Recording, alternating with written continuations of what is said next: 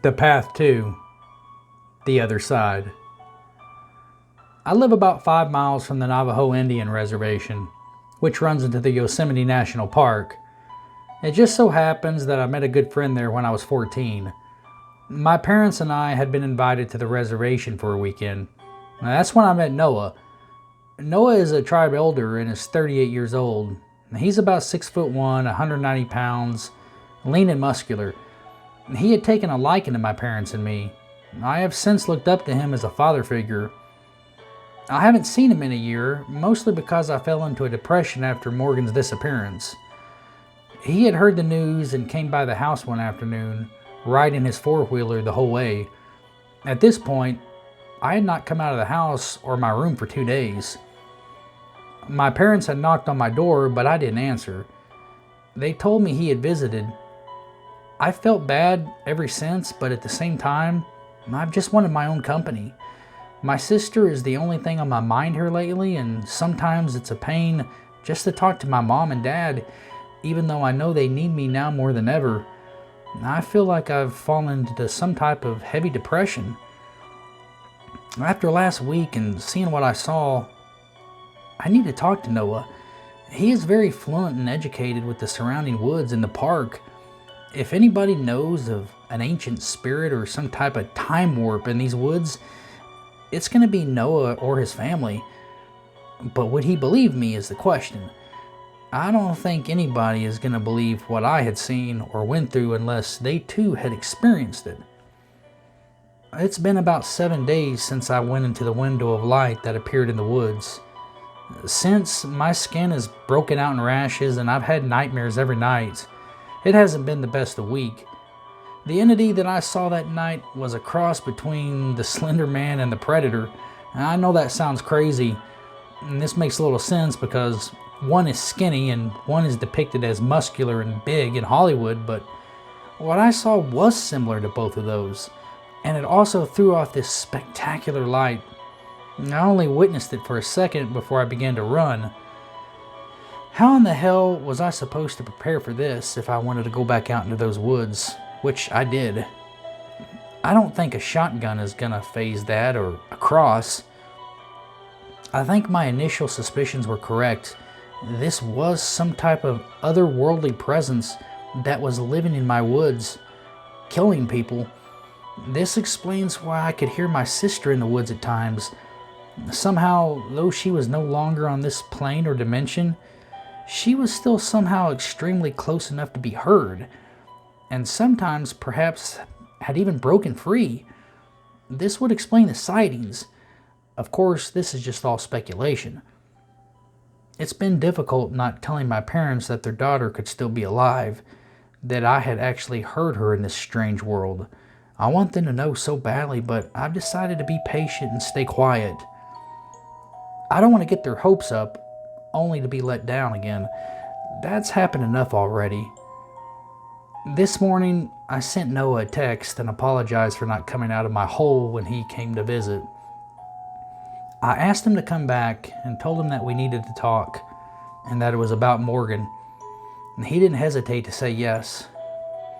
Before he came over, I packed to go back into the woods. Whether he would come or not, I did not know. I planned on taking water, a flashlight, a knife, and a few other things, but I had a real bad feeling that I just could not shake. I tried to ignore this and finished packing. Around 5 that afternoon, he arrived. I was on the back porch watching the sunset. He had taken the long way, the path. The trip to my house would have been easier had he stuck to the highway, but eerily enough, he had bravely chosen this dreaded stretch of wilderness, which didn't surprise me because he was pretty much fearless. Hopping off the four-wheeler with a big smile, we embraced. I had missed my friend, and I could tell that he had missed me too. "Michael," he said. He shook my hand with a tight, strong grip, just like before. "It's so good to see you again." He grasped both of my shoulders, looking into my eyes with concern. "But what is it? What's on your mind?" I turned around and looked at the house. "Let's take a short walk, man. I don't want to wake my parents or have them here. They've already went to bed." This is top secret." He nodded and we walked down the path. A few feet in, I stopped. I wanted to break down right there because I could finally get this off my chest. And Noah was the only person in the world I wanted to console in. "It's Morgan," I said, choking up. He put a hand on my shoulder. "What is it?" he asked. "It's this damn path, man. It's everything. I saw my sister." His eyes grew large at this. "Well, I didn't really see her, but I heard her. I stepped into some type of portal, some strange dimension, and then Wait," he interrupted. "You said a portal?" I nodded, my eyes tearing up. I went out to try and find her. It was late. I must have walked 3 or 4 miles. Somewhere past Bear Holler, I saw this light that appeared in the woods." I stopped for a second to get my composure. "Tell me everything," he breathed. "Just take it slow."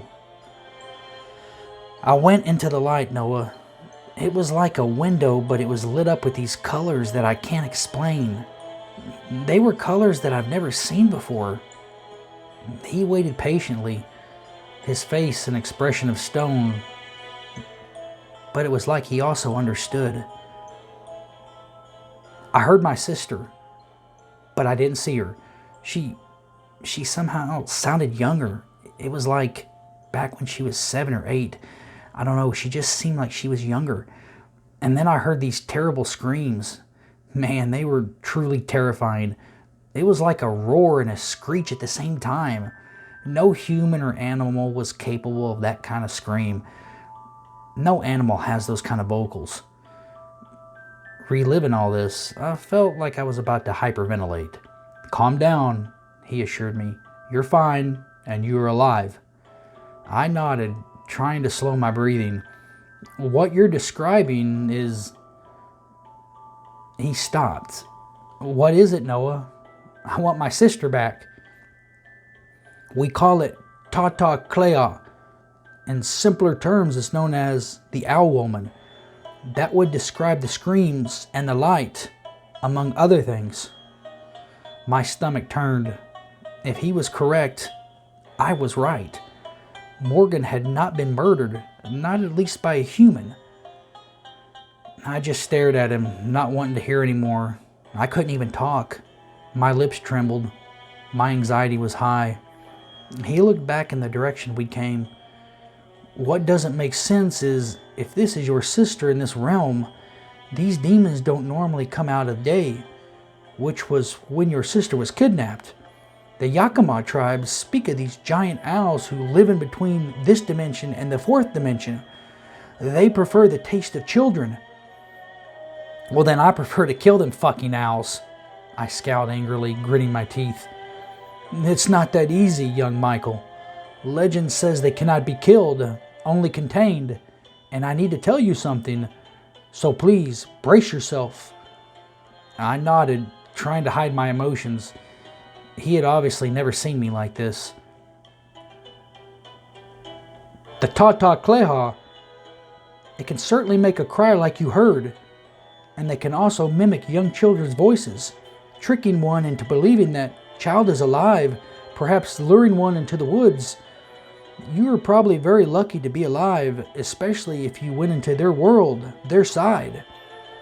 "Well, I'm going back because I need to know. These demons have been abducting people for years, but nobody can prove it. So the tribes stay quiet about it, but we know." "What can I do?" I asked helplessly. "Maybe nothing, Michael. There is little to be done after one has been kidnapped by this ancient demon who is capable of time traveling. It goes between our world and the next." "I'm going back in there, Noah."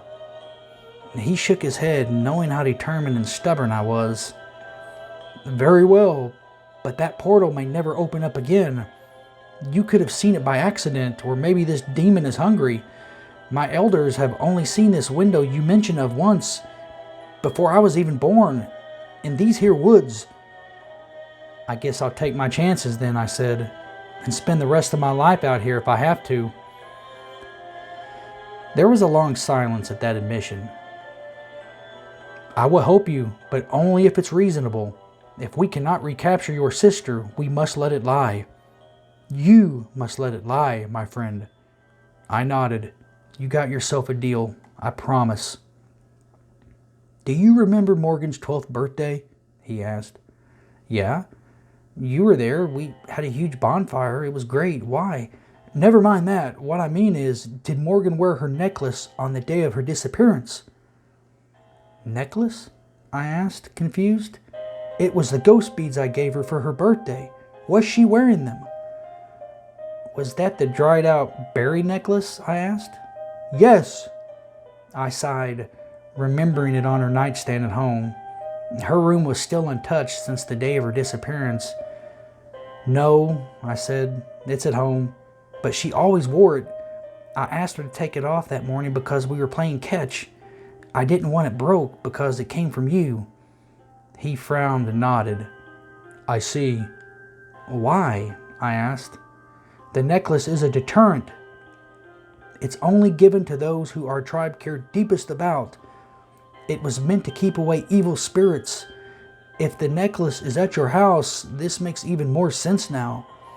If she was in the shade, under the cover of trees, where sun could not break through, and you were not in her presence, if even briefly, she was most likely taken by the Tata Clea.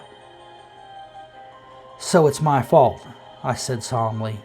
She was in the path, Noah, under shade. No, he said sternly. You didn't ask for this. It's not your fault. You were the victim of this. I sighed again. I was a nervous wreck. I noticed it was getting dark now. Are you positive it was her voice? He questioned. I'm 100% sure. Very well. Whether it was her or the demon, we must act fast. What are we going to do? I asked. He patted me on the shoulder and said loudly, We're going to get your sister back from this damn demon is what we're going to do. Now let's get to it. 48 hours later, Wednesday, 12 a.m., Noah had gone back home to tell his tribal elders the news. They had approved of his involvement in helping me with Morgan because they knew how much he cared for my family and me. Besides, he told me if they'd not approved, he was going to do it anyways.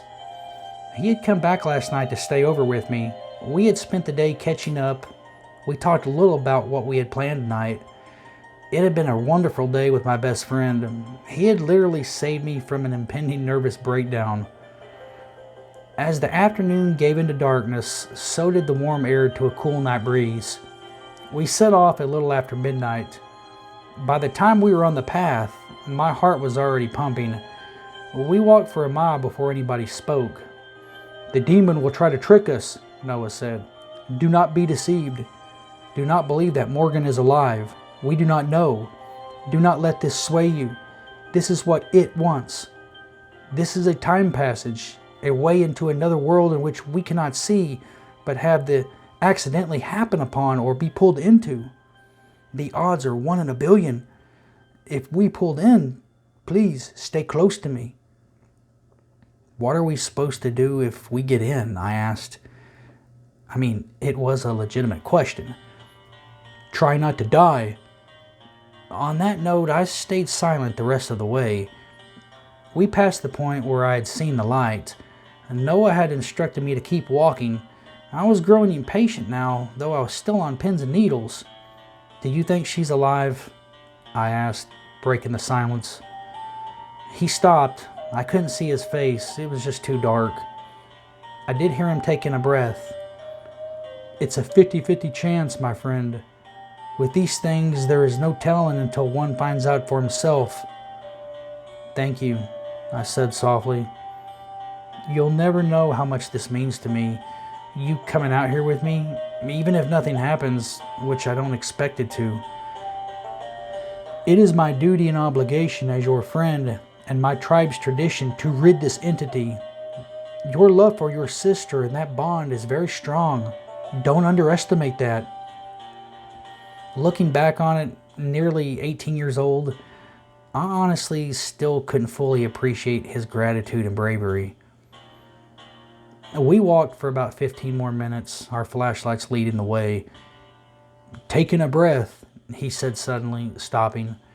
It may be our last. I couldn't breathe if I had tried. My whole body froze. I tried not to shit myself right there.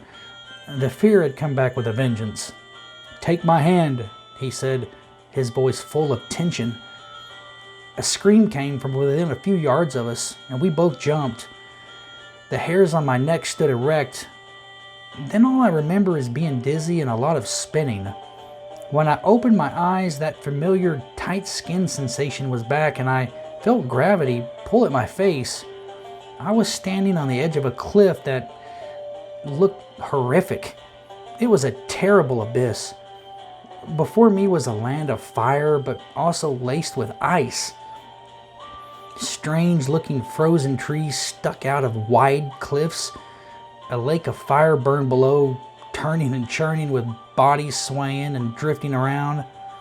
The people appeared dead, but I could see some of them had their eyes open with utter terror. I tried to scream, but nothing came out. That's when I saw something huge flying above me. It had the body of a pterodactyl, but a huge head of a barn owl. It was the stuff of nightmares. I screamed as it flew over me. There was no possible way to feel this much fear, distress, and despair, yet I was.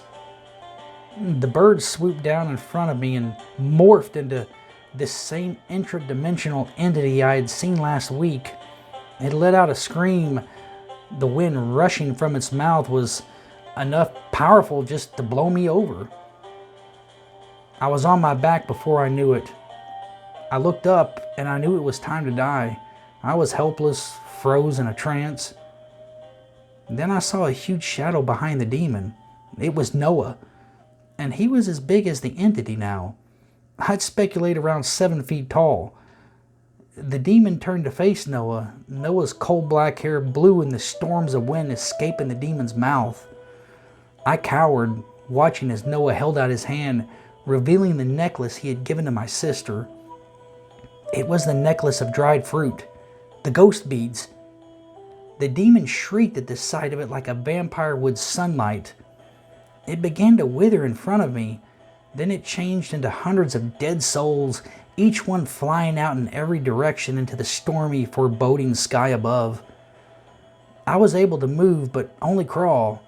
Noah, larger than life itself in this cryptic land, kept his gaze on the dying demon. "Noah!" I said. I was able to scream, but my voice was lost in this dark realm. Then my sister appeared from this thing, but she was not the same. She was, in fact, younger. She ran to me and hugged me as I struggled to get to my feet. It felt so good to have her in my arms again. Noah glanced at us, and I'll never quite know for sure, but I thought I saw him smile just for a brief second. "Michael!" Morgan cried, her body hot but cold all at once. "Please take me home. Please, please." I looked back at the demon that was now a pile of reedy insects. I was in a dream state, and everything was in slow motion. I grasped Morgan and tried to hold on. I had no idea on how to get back to my own world, back to my home in North Carolina, back to my parents. "Be gone!" Noah screamed. At this admission, thunder cracked in the sky. This was unlike any thunder I had ever heard, as the whole land shook. The insects spilled off the cliff, and the demon was no more. Then the sky began to speed up. I don't know, I can't really explain what was happening. It turned red and gray, its hues churning up clouds of embers. It was the strangest thing I'd ever seen. "Go, now!" Noah yelled, crumbling to the ground. He was again back to his normal body size. He was perhaps smaller now, weaker, almost frail looking even. Whatever ritual he had performed in this horrid place, it must have drained his own life. I was finally able to stand. I picked up my sister and put her over my shoulder. A noise popped behind me. It was that window throwing off blinding light. I covered my eyes and screamed, "Come on, Noah, let's go!" Awful, powerful screams could be heard in the distance. It was the screams of more Tata Clea. "Go without me," he pleaded, pointing behind me, tossing me the necklace. I caught it. "Somebody has to stay or she cannot leave," he said. "It is written. We will all be stuck here forever. Hurry before it's too late." "I'm not leaving you," I yelled back as my sister kicked and screamed, crying her eyes out. It was so good to hold her, feel her, and know she was alive. My heart felt better, though I needed to get my best friend out of there too. The screams drew closer. Noah turned around on the ground. We watched as a pair of flying demon owls closed the distance. He turned back to me and opened his mouth, blowing a vortex of wind that shoved my sister and me through the window of light. We landed with a thud, her right on top of me, busting up my nose. We were back on solid ground. It was the woods. I was weak, sweaty, and felt very nauseous. Morgan was asleep. I looked at my watch. It was 6 a.m. More time had been lost. Noah was nowhere to be seen. I stood and willed myself to walk, tears rolling off my face. It was bittersweet. I knew he was gone forever. He had sacrificed his life to save ours. Thank God I didn't hear him die. Morgan and me made it home, and my parents got their daughter back, though she was now a full 2 years younger, both mentally and physically. The next month was a blur, with all the news, the media, and the publicity. Fortunately, Morgan doesn't remember anything. We have since moved to another state, nowhere near a national park, with no trails or no paths in sight. Noah is officially listed as missing. I suspect it'll stay that way forever. Morgan still wears the ghost bead necklace. Trust me, she couldn't take it off if she wanted to.